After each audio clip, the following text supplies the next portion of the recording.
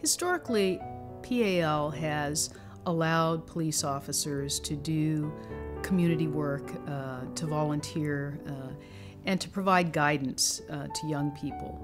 That's been important throughout its entire history.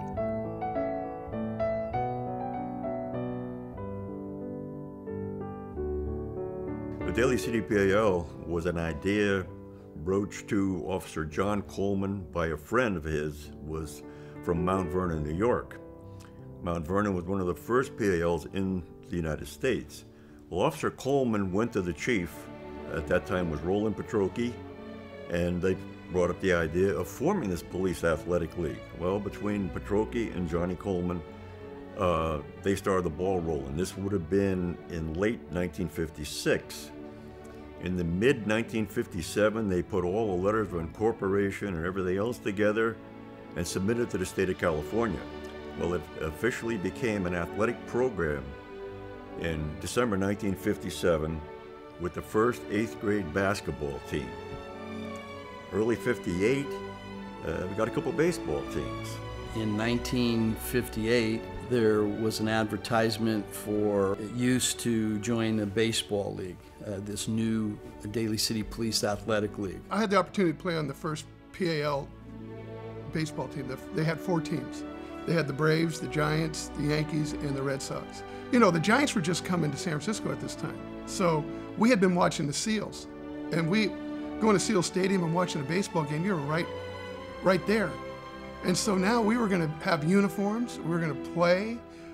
It was great. And I mean, we all went up to the park and we practiced our baseball and hoped that we would be a pitcher or a catcher. But when we went to the tryouts at Marchbanks, there was a lot of kids of all different sizes, but about the same age, but different sizes. And I guess they come up with a way to divide the teams. And boy, I was so excited because we got picked and we got our uniforms.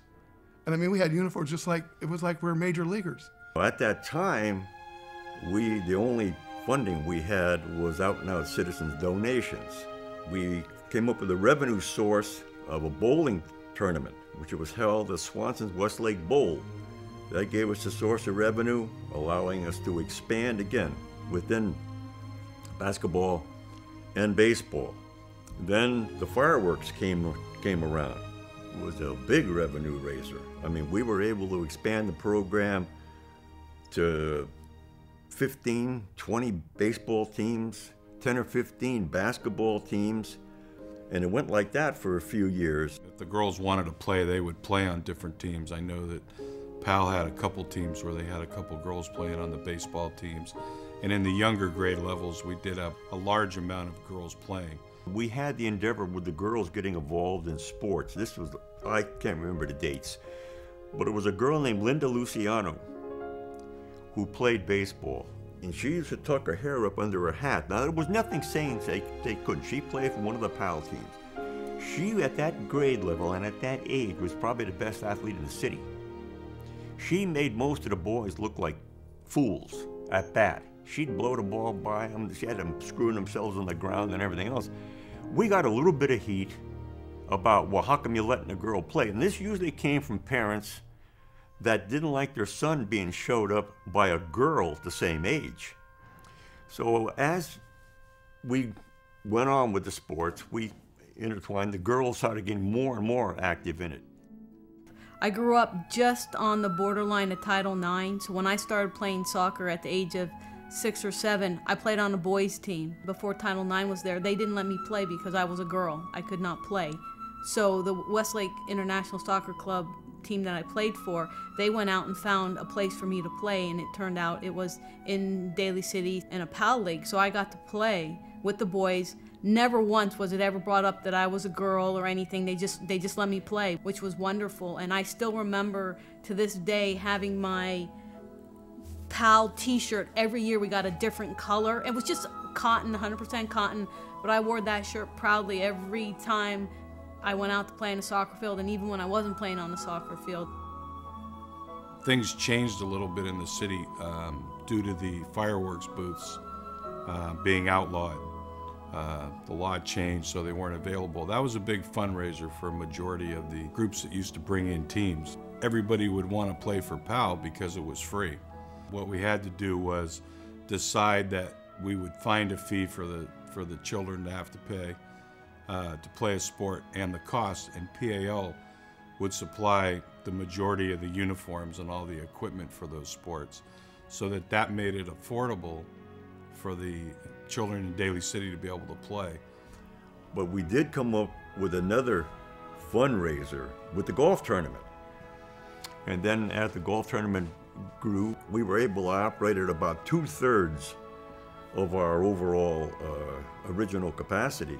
The golf tournament is extremely important in the funding issues that we needed, because it is strictly a fundraiser. Picking up of the Olympic Club was kind of our pièce de résistance. That put us head and shoulders above everybody. It's actually a real organized event.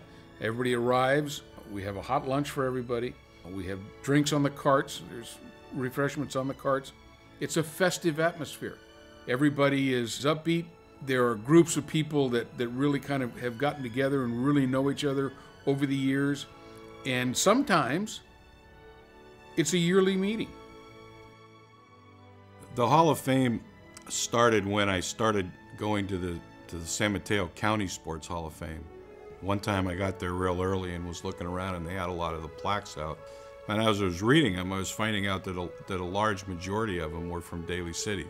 The things that they accomplished were from Daly City. So we talked about it for a while, and then finally I brought the idea to Mike Scott with the Daly City Police Athletic League, because we were going to need something to have some sort of support and the money to go into and that. So that was in the year 2000.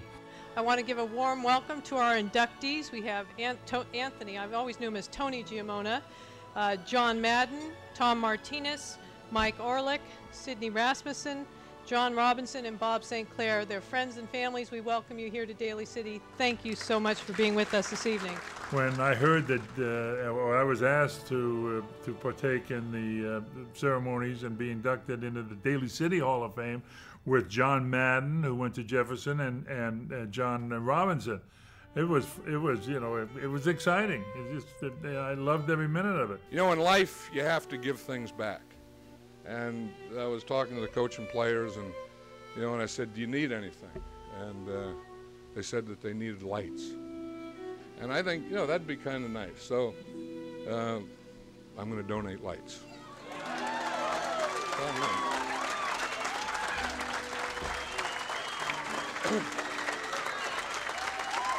All right. Jefferson High School Indians will have lights. Being inducted into the Daly City Hall of Fame was really neat, because I was always Eddie Larios, little Eddie Larios, little guy. I encountered some good people in the PAL and good people in high school who let me know that if I really wanted to succeed, that there should be nothing holding me back but myself.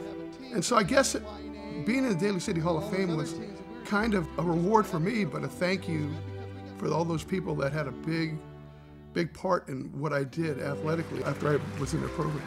It was an awesome experience. When I came home and Daly City recognized me, that's really where I started. That's where my roots are. That's where I became the athlete, the person that I was. And to just be a part of that whole organization is an incredible thing, and to say that, hey, I'm from Daly City, and it's a great thing to be from Daly City.